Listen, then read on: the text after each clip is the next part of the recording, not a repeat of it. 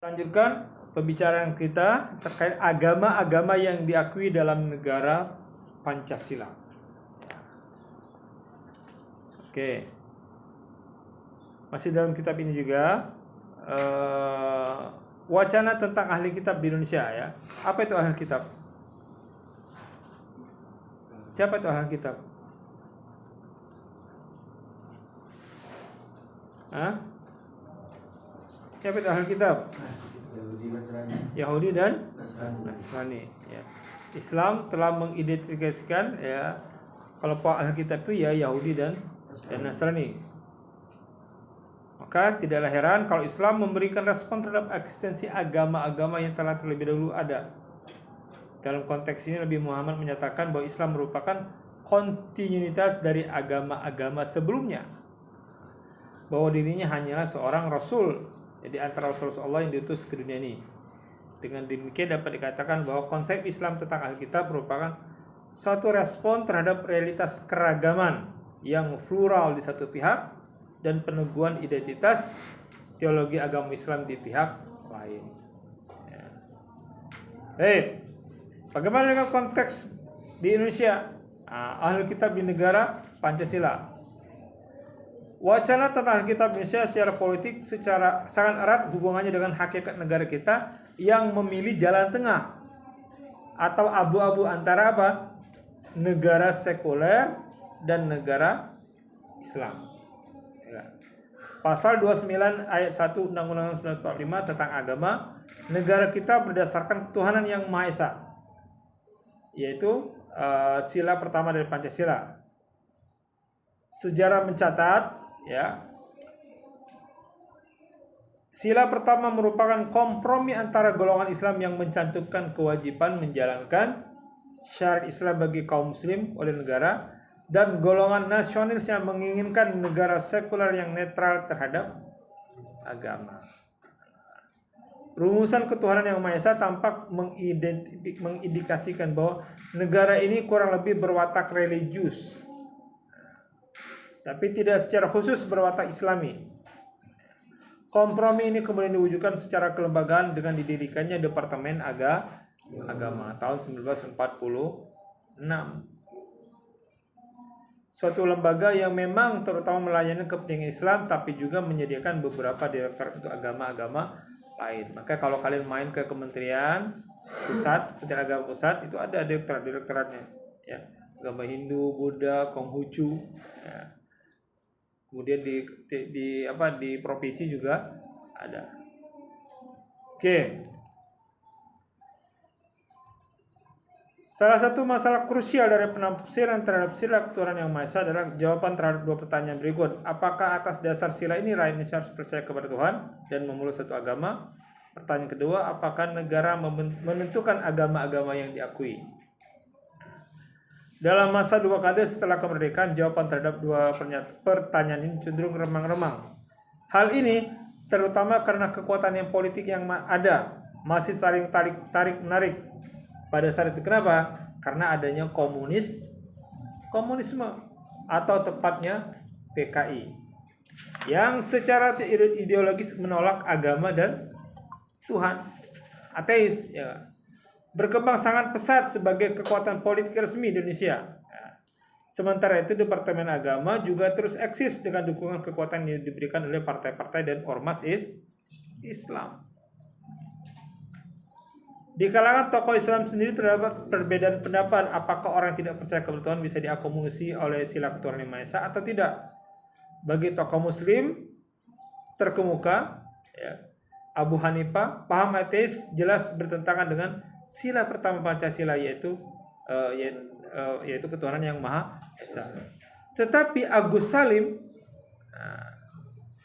punya pandangan yang lain. Dalam tulisannya ia mengatakan, dapatkah dengan asas negara itu yaitu ketuhanan atas asas ketuhanan yang Maha Esa kita mengakui kemerdekaan keyakinan orang yang meniadakan Tuhan atau keyakinan agama yang mengakui Tuhan berbilangan atau berbagi-bagi? Tentu dan pasti. Sebab undang-undang dasar negara kita sebagai undang-undang dasar tiap-tiap negara yang mempunyai adab dan kesopanan mengakui dan menjamin kemerdekaan keyakinan. Sekedar dengan batas yang tersebut tadi, yaitu asal jangan melanggar hak pergaulan dan orang masing-masing jangan melanggar adab kesopanan ramai, tertib, keamanan dan damai. Dan ide yang dikemukakan oleh Agus Salim, kalian tahu Agus Salim siapa? Kalau dirunut ke sejarah juga, beliau adalah salah satu murid daripada Snoop Horgoran. Siapa itu Snoop Horgoran itu? Tidak tahu juga. Tahu gak? Siapa? Ya? Yang mengaku sebagai, ya dia dalam risetnya dia bahkan mengaku memeluk agama Islam, bahkan naik haji. Ya, dalam rangka usaha membantu kolonial Belanda untuk menaklukkan Aceh. Salah satu murid beliau ini adalah Snoop Horgoran. Salah satu murid Snoop Horgoran adalah Agus. Kalau Anda baca di buku Zaman Bergerak. Ide yang dikemukakan Agus Salim ini tampaknya sejalan dengan apa yang berlaku pada masa demokrasi terpimpin. Tahun berapa itu? 1959 sampai dengan 1965. Ketika Soekarno memperkenalkan ideologi Nasakom. Apa itu Nasakom? Nasakom apa? Nasionalis komunis A-nya tak A? Agamis, agama, nasionalis, agama dan komunis. Kalau Anda baca ada di viral di YouTube kan, video Soekarno ketika menguraikan tentang makna Nasakom, Anda bisa cek nanti di YouTube ya. Suatu perpaduan yang sangat rentan politik. Pada saat itu tarik menarik antara kekuatan tentara dan golongan agama di satu pihak dan PKI di pihak lain. Sementara Soekarno berusaha menjadi penengah. Ketika PKI semakin gencar mengagitasi kelompok Islam, maka golongan agama yang waktu itu diwakili oleh NU, ya, Masyumi, secara formal tidak ada lagi. Sebab telah dibubarkan tahun 1960. Di antaranya karena menolak demokrasi terpimpin. Maka partai NU, partai Masyumi saat itu dibubarkan. Masyumi kan perwakilannya kelompok modernis, NU yang kelompok tradisionalis. Mendesak Presiden Soekarno untuk mengeluarkan sebuah keputusan, maka akhirnya lahirlah penetapan Presiden nomor 1 tahun 1965 tentang pencegahan penyalahgunaan dan penodaan agama. Dalam penjelasan itu pada bagian umum disebutkan antara lain: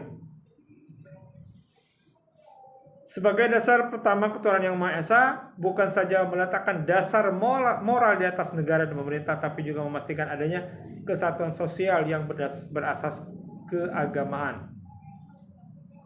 Pengakuan sila pertama ketuhanan yang Maha Esa tidak dapat dipisah-pisahkan dengan agama, karena adalah salah satu tiang pokok daripada kehidupan manusia, dan bagi bangsa Indonesia adalah juga sebagai sendi peri kehidupan negara dan unsur mutlak dalam national building. Oke. Kemudian penjelasan pasal 1 disebutkan agama-agama yang dipeluk oleh penduduk Indonesia. Apa saja situ? Pertama Islam, Kristen, Katolik, ada Ortodoks, Timur itu, Hindu, Buddha, dan Konghucu atau Konfusius. Hal itu dapat dibuktikan dalam sejarah perkembangannya agama-agama di Indonesia. Karena 6 macam agama ini adalah agama-agama yang dipeluk hampir seluruh penduduk Indonesia. Maka kecuali mereka mendapat jaminan seperti yang diberikan pada pasal 29 ayat 2 Undang-Undang Dasar, juga mereka mendapat bantuan-bantuan dan perlindungan seperti yang diberikan pada pasal ini. Dan ini tidak berarti bahwa agama-agama lain seperti Yahudi, Zoroaster, Shinto itu di mana? Shinto, agama mana? Jepang, Bang. Jepang. Tao, Jepang. Korea. Cina. Ya, dilarang di Indonesia. Mereka mendapat jaminan penuh seperti yang diberikan oleh pasal 29 ayat 2 dan mereka dibiarkan adanya, asal tidak melanggar ketentuan-ketentuan yang terdapat dalam peraturan ini atau peraturan perundang-undangan yang lain. Maka tidak heran kalau misalnya sekarang Yahudi juga sudah ada di Indonesia. Di mana pusatnya? Wah. Nebak baik ente. Di Manado. Ada dari Manado kalian? Sulawesi. Sulawesi Utara. Makassar. Ya, Makassar, Selatan kan? Apa di Manado itu? Anda bisa cek itu ya. Ada YouTube-nya ada tuh ya. Yahudi, coba cek Yahudi Indonesia coba. Awalnya di Surabaya, semakin berkurang mereka pindah ke leluhurnya itu apa kakek buyutnya ada di Manado. Sedangkan Konghucu ya mulai berkembang di Indonesia ya. Oke. Adapun terhadap badan atau aliran kebatinan, pemerintah berusaha menyalurkannya ke arah pandangan yang sehat dan ke arah ketuhanan yang Maha Esa. Maka tidak heran juga sekarang kan peraturan terbaru itu KTP itu sudah bisa diisi dengan apa agamanya, kan ada kolom agama. Nah, itu bisa diisi dengan aliran kepercayaan. Kalau Anda mau ngisi kolom itu ya silakan. Ada yang mau ngisi? Berarti keluar dari Islam. Netral. Nggak ada agama netral. Ya Islam.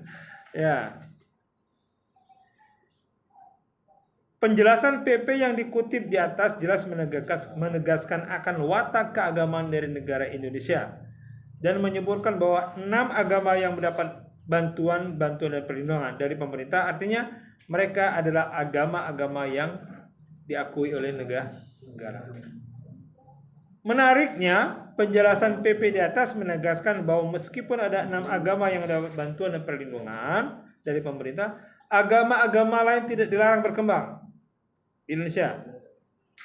Sedangkan dalam menyikapi aliran kebatinan, penjelasan PP tampak tidak menerimanya sebagai suatu agama, dan ini tersirat dalam pernyataan bahwa pemerintah akan menyalurkan mereka ke arah pandangan yang sehat, ke arah ketuhanan yang Maha Esa. Andai Soekarno tidak jatuh dan PKI tetap berjaya, barangkali PP di atas tidak akan berkembang dan semakin mengkristal. Tetapi sejarah mencatat bahwa pertarungan antara dua kekuatan politik besar saat itu adalah antara tentara dan PKI yang pertama akhirnya meraih kemenangan, sementara yang kedua dihancurkan secara politis dan fisik menyusul kudeta 30 September 1965. Kekuatan-kekuatan anti PKI semakin menjalin kerjasama yang erat, terutama kelompok-kelompok agama dan tentara. Maka dalam sidang MPRS tahun 1966 dikeluarkan ketetapan MPRS nomor 25 tahun 1966 mengenai larangan terhadap PKI dan komunisme. Dan dalam penjelasan tab ini disebutkan bahwa komunisme bertentangan dengan asas-asas dan sendi-sendi kehidupan bangsa Indonesia yang bertuhan dan bernegara. Kemudian dalam rangka membendung komunisme yang tak beragama, dikeluarkanlah pula ketetapan MPRS nomor 27 tahun 1966 yang menyebutkan bahwa pendidikan agama diwajibkan dari sekolah dasar hingga perguruan tinggi. Dalam penjelasan tab ini disebutkan bahwa semua agama yang diakui akan mendapatkan kesempatan yang sama dalam pendidikan agama tersebut. Dengan kata lain, pelajaran agama yang diwajibkan adalah pelajaran masing-masing dari agama yang diakui dan diajarkan oleh penganut agama tersebut. Maka dalam konteks kita di perbandingan agama, ketika misalnya Anda mau mendalami tentang Hindu, maka prakteknya kita datang kemana? Ke pura, kunjungan dalam PKL ataupun ke gereja. Ya, ini untuk menyesuaikan dengan peraturan perundang-undang. Setiap agama diajarkan oleh agama yang menganutnya. Ya. Dalam kesempatan yang terbatas ini tidak mungkin untuk dibahas perjalanan dinamika masalah kontroversi seputar wajibnya pelajaran agama. Ya, sudah kita jelaskan di atas. Ya. Oke. Menurut Leo Suryadinata, seorang ahli masalah Konghucu ya, di Indonesia, Konghucu dihapuskan posisi sebagai agama yang diakui pada tahun 1979. Oleh siapa? Oleh Soeharto. Dan hal ini berkaitan dengan kebijakan pemerintah Orde Baru berkenaan dengan asimilasi warga keturunan China saat itu. Baru setelah reformasi, posisi Konghucu tampaknya direhabilitasi kembali. Konghucu, maka dari tahun 79 banyak sekali yang orang China yang mereka mengaku misalnya menganut agama Kristen ataupun Katolik, tapi mereka dalam tertentu ritual-ritual Konghucu tetap dijalankan. Kenapa ya? Karena terhalang oleh peraturan pemerintah Indonesia yang dipimpin oleh Soeharto.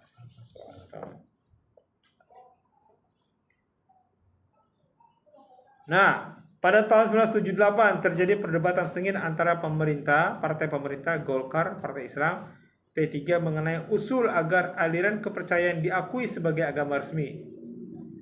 Setelah menuai protes keras dari kalangan Islam, akhirnya aliran kepercayaan gagal untuk diakui sebagai agama resmi.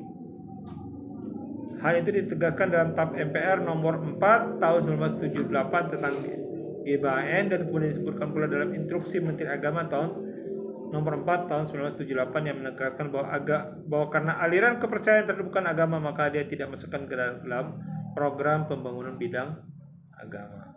Akhirnya aliran kepercayaan dikelola di bawah naungan Departemen Pendidikan dan Kebudayaan. Nah, dan sekarang dengan regulasi terbaru kita lihat ya di era reformasi di tahun 2020 itu sudah mulai bergeser ya di kolom aliran kepercayaan kebatinan diberikan hak wewenang untuk mencantumkan identitas mereka. Oke.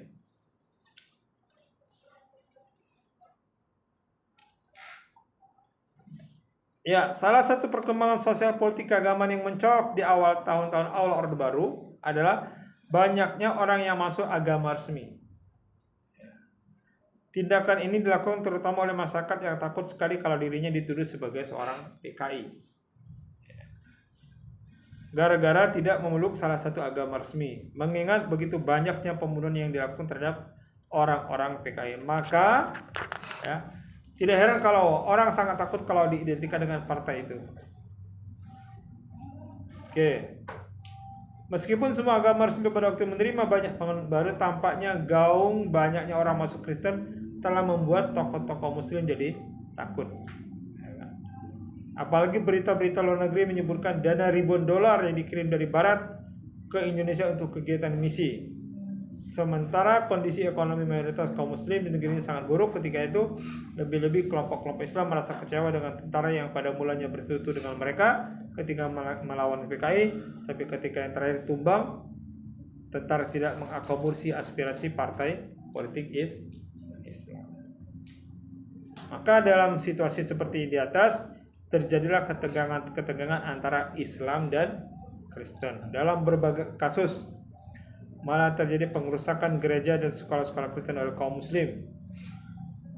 Pembahasan lebih rinci mengenai masalah ini dilihat di Mujibur Rahman, Feeling Third Muslim Christian Relation Indonesia, New Order, Amsterdam, University Press tahun 2006. Oke, pemerintah akhirnya mencoba menyelesaikan masalah ini dengan mengadakan musyawarah antaragama pada tahun 1967. Dalam musyawarah tersebut, tokoh-tokoh Islam dan pemerintah mengusulkan agar dibuat aturan mengenai penyiaran agama yang hanya boleh ditujukan kepada mereka yang belum beragama. Yang dimaksud dengan belum beragama adalah mereka yang tidak menganut salah satu dari agama yang diakui. Usul ini ditolak oleh kalangan Kristen dengan alasan bahwa aturan tersebut bertentangan dengan kebebasan beragama, bertentangan pula dengan ajaran Injil yang menyuruhkan umat Kristen untuk menyiarkan agamanya kepada siapa saja, termasuk orang-orang yang sudah beragama. Nah, inilah begitu dinamisnya, ya.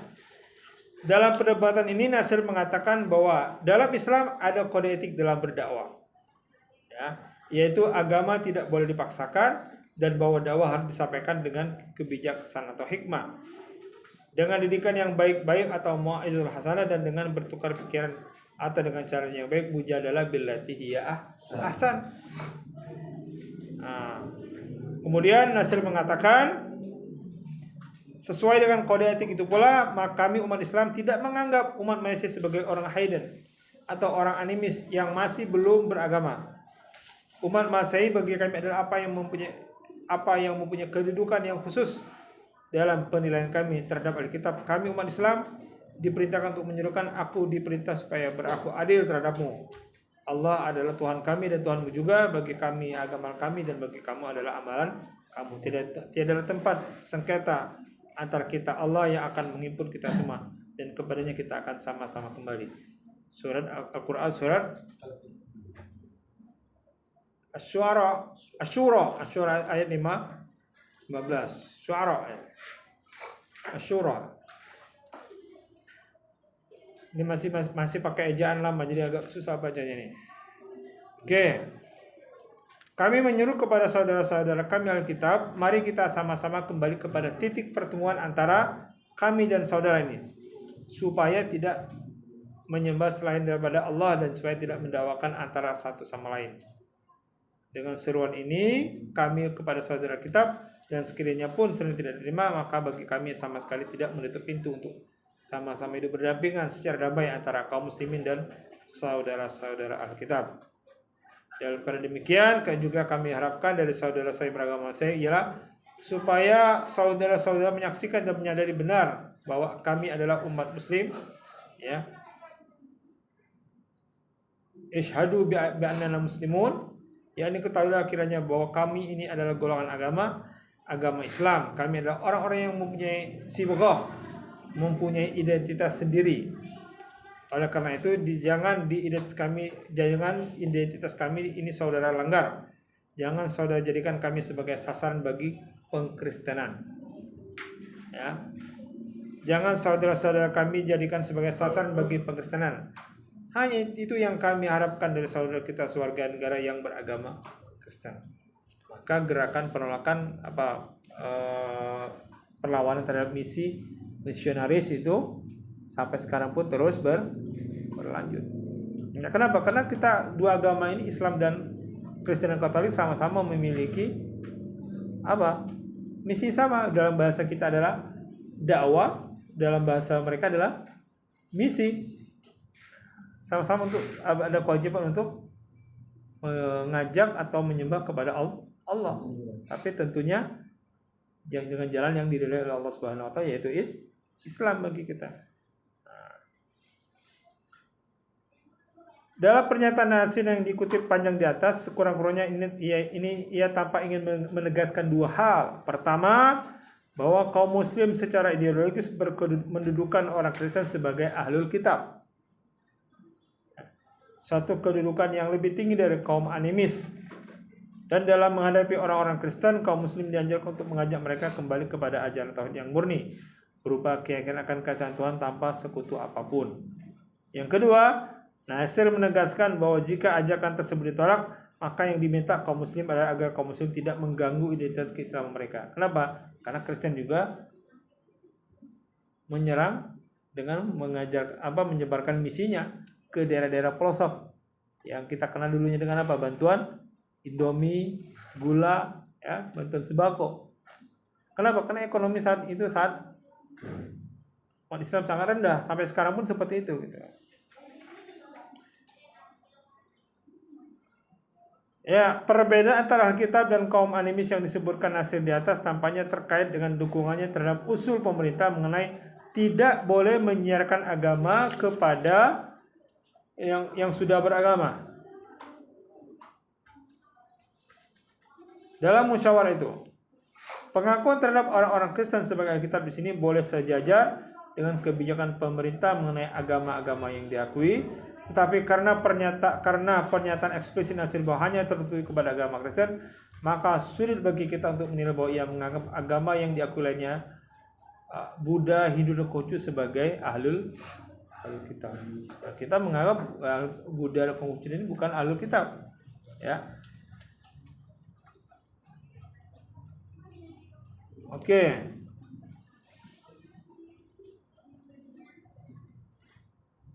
Ya. Selain itu ada tersirat kontradiksi dalam pernyataan Nasir di atas, ya. kontradiksi ini kiranya dapat dipahami bahwa kerangka kondisi sosial, politik, ekonomi pada saat itu para tokoh Islam saat itu, ya, terutama Nasir menilai bahwasanya kaum muslim secara politik dan ekonomi amatlah lemah. Sehingga jika terjadi kompetisi terbuka dalam penjalan agama-agama dengan Kristen, kemungkinan besar kaum muslim akan kalah. Perasaan lemah di segala bidang ini membuat kaum muslim mengutip Wertham yang menjadi mayoritas dengan mental minoritas. Maka isu ataupun term yang digunakan, istilah sering digunakan adalah kelompok mayoritas dan minoritas. Nah, selain dalam masa penyiaran agama, konsep Alkitab juga dibicarakan dalam hal masalah perkawinan. Hal ini perdebatan seru tahun 1973 tentang RUU perkawinan yang diajukan pemerintah. Pada pasal 2 ayat 1 rancangan undang-undang tersebut disebutkan sebagai berikut. Perkawinan adalah sah apabila dilakukan di hadapan pegawai pencatat perkawinan, dicatat pula dalam daftar pencatat perkawinan oleh pegawai tersebut, dan dilangsungkan menurut ketentuan undang-undang dan atas ketentuan hukum perkawinan pihak-pihak yang melakukan perkawinan sepanjang tidak bertentangan dengan undang-undang ini. Ya, rumusan pasal 2 ayat 1 RUU PP di atas tidak menyebutkan keharusan untuk mengikuti hukum perkawinan dari agama yang dipeluk seorang. Dengan kata lain, rumusan ini bersifat sekuler. Setelah protes keras dari segenap kelompok Islam, akhirnya diadakanlah sebuah kompromi dan dalam merumuskan pasal 2 tersebut, sehingga Undang-Undang Perkawinan Nomor 1 Tahun 74 menyatakan perkawinan adalah sah apabila dilakukan menurut hukum masing-masing agamanya dan kepercayaannya. Kedua, tiap-tiap perkawinan dicatat menurut peraturan perundang-undangan yang berlaku. Oke. Salah satu konsekuensi dari pasal di atas adalah perkawinan yang dilakukan tidak berdasarkan hukum salah satu agama yang diakui, maka secara legal dianggap tidak sah. Demikianlah maka perkawinan berdasarkan adat kepercayaan, perkawinan berdasarkan agama Konghucu ketika ia disingkirkan dari daftar agama yang dia adalah tidak sah secara hukum. Oke. Ya. Polemik tentang pernikahan pernikahan beda agama juga menjadi polemik yang panjang, ya. Seperti yang diungkap pendapat Hamka, ya, tentang perbedaan antara muslim dengan wanita ahlul kitab. Kenapa? Sebenarnya di kalangan Islam ada perbedaan pendapat soal kawin antar agama, khususnya perkawinan antara laki-laki muslim dan wanita ahli kitab. Pada tahun 60, NU mengeluarkan fatwa bahwa perkawinan antara laki-laki muslim dengan ahli kitab hanya dibolehkan apabila yang terakhir adalah seorang ahli kitab yang murni kitabiah khalisah, ini orang-orang yang mengenal ajaran-ajaran yang masih sesuai dengan akidah Islam. Karena Alkitab yang murni tampaknya tidak ada lagi sekarang, apabila Indonesia maka kawin dengan wanita Alkitab hukumnya haram. Fatwa yang sama dikemukakan lagi pada tahun 1962, 68 dan 1989. Berbeda dengan fatwa NU di atas, Hamka dalam sebuah bukunya yang terbit tahun 71 mengatakan bahwa laki-laki muslim diperbolehkan wanita Alkitab yang muhsanat, yaitu yang terjaga kehormatannya seperti yang disebutkan dalam surah Al-Maidah ayat 5. Dalam ayat ini juga ditegaskan bahwa makanan Alkitab adalah halal bagi kaum muslim dan sebaliknya. Hamka kemudian berkomentar, ketiga ketentuan-ketentuan ini menunjukkan bahwa Alkitab, Yahudi dan Nasrani tidak dipentingkan dan tidak dipandang hina oleh masyarakat Islam. Ya. Adalah suatu penghinaan yang sangat menyinggung perasaan jika orang mengidangkan makan ditolak atau mereka tidak diajak sama makan dalam majelis kita, dan adalah tidak diajak dipinang anak perempuan, lalu disyaratkan anak perempuan itu menukar agamanya dengan agama yang meminang. Sikap Hamka yang agak terbuka ini ternyata tidak muncul lagi ketika ia memimpin MUI pada tahun 1980. MUI mengeluarkan fatwa tentang kawin antar agama yang bunyinya sebagai berikut. Perkawinan antara muslimah dengan laki non muslim adalah haram hukumnya. Lihat nih pemikiran Hamka nih kan dia ketika tahun 89 ini sebelum menjadi ketua MUI ya masih membolehkan, tapi ketika menjadi ketua MUI pergeseran keputusan kebijakan. Seorang laki-laki muslim diharamkan mengawini wanita bukan muslim. Tentang perkawinan antara laki-laki muslim dengan wanita Alkitab terdapat perbedaan pendapat. Setelah mempertimbangkan bahwa mafsadatnya lebih besar daripada masalahnya, Majelis Ulama memfatwakan perkawinan tersebut hukumnya haram. Mengingat sahnya perkawinan menurut undang-undang pernikahan ditentukan berdasarkan hukum negara, maka jika mengikuti fatwa MUI ini, perkawinan laki-laki muslim dengan Alkitab tidak bisa sah secara hukum kecuali agama si wanita memperbolehkannya dan perkawinan dilaksanakan berdasarkan agama yang terakhir. Sebagai penutup ya, bagaimana kedudukan Alkitab dalam konteks sosial politik Indonesia?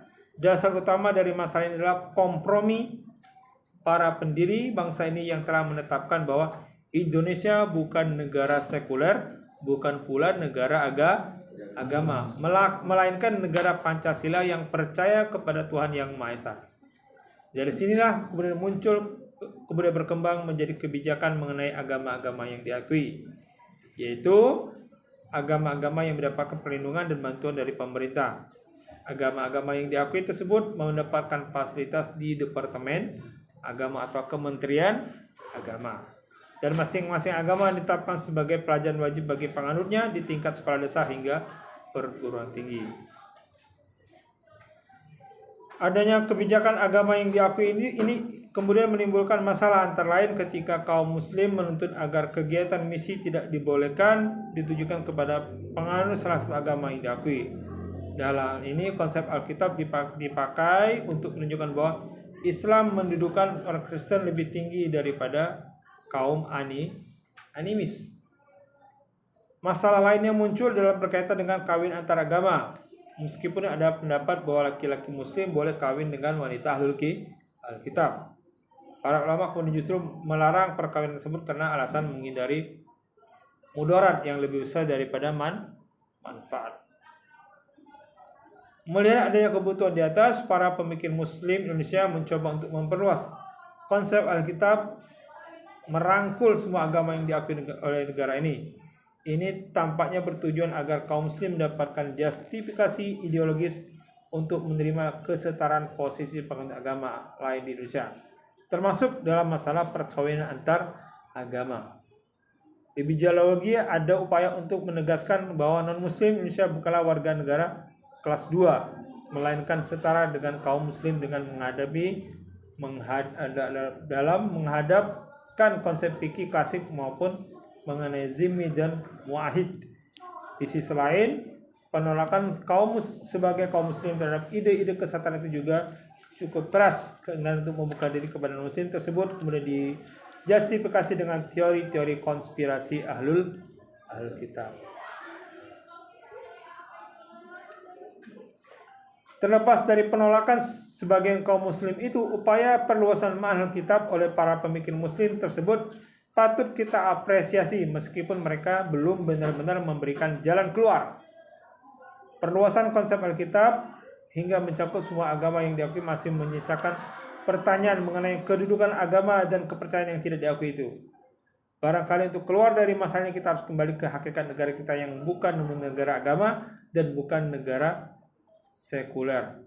Umpamanya, dapatkah kiranya negara memberikan perlindungan dan bantuan kepada agama-agama yang diakui serta memberikan perlindungan saja pada agama-agama dan kepercayaan yang tidak diakui? Bisakah negara secara khusus melegalkan kawin antar agama tidak berdasarkan agama melainkan berdasarkan hak sipil? Dan ini pertanyaan ini di tahun 2006, ya kan? 2008 dan sudah terjawab pertanyaan ini, bahwasanya tadi terkait yang non Alkitab ya, itu dilindungi ya, udah perlindungan. dengan mendapatkan hak untuk mencantumkan identitasnya dia menganut kolom agamanya dihapus menjadi penganut kepercayaan dan kebatinan. Kemudian yang mau menikah beda agama silakan mencatatkan diri di hak catatan sipil, bukan di kantor urusan agama. Nah, seperti fenomena Rizky kemarin ya dengan Mahailini kan. Ki.